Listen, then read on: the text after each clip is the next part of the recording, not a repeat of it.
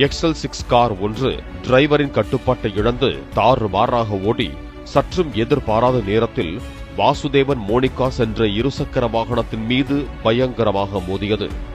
இதில் இருசக்கர வாகனத்தில் பயணம் செய்த வாசுதேவன் மற்றும் மோனிகா இருவரும் தூக்கி வீசப்பட்டு பலத்த காயமடைந்தனர். சாலையில் தூக்கி வீசப்பட்ட இருசக்கர வாகனம் முழுவதும் தீப்பற்றி எரிந்தது. மருத்துவமனையில் சிகிச்சைக்காக அனுமதிக்கப்பட்ட மோனிகா பரிதாபமாக உயிரிழந்தார்.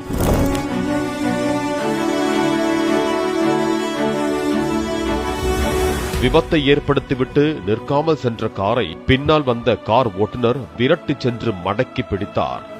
திமுக கொடிகட்டப்பட்டிருந்த அந்த காரையும் தனது காரில் உள்ள டேஷ் கேமராவில் பதிவான வீடியோ காட்சிகளையும் மதுராந்தகம் காவல் ஆய்வாளர் வெங்கடேசனிடம் ஒப்படைத்தார்.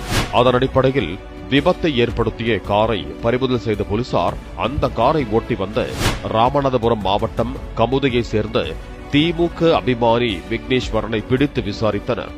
அவரது மனைவி பல்கலைக்கழகம் ஒன்றில் பேராசிரியையாக உள்ளதாக கூறப்படுகிறது. திருமண நிகழ்வு ஒன்றில் பங்கேற்றுவிட்டு அதிவேகத்தில் காரை ஓட்டிச் சென்ற போது இந்த கோர விபத்து நிகழ்ந்தது தெரிய வந்தது. அரசியல் அழுத்தம் காரணமாக கர்ப்பிணியின் மரணத்திற்கு காரணமான அதிவேக ஓட்டுநர் விக்னேஸ்வரனை கைது செய்யாமல் காவல் ஆய்வாளர் வெங்கடேசன் வீட்டுக்கு அனுப்பி வைத்ததாக கூறப்படுகிறது. இதுகுறித்து காவல் ஆய்வாளரிடம் கேட்டபோது பதற்றத்துடன் பேசத் தொடங்கிய அவர், காரை ஓட்டி வந்தவர் போதையில் இல்லை என்றும் ஹைவேஸில் விபத்து நடப்பது இயல்பான ஒன்று என்றும் இதனை பெரிதுபடுத்த தேவையில்லை என்றும் கூறினார்.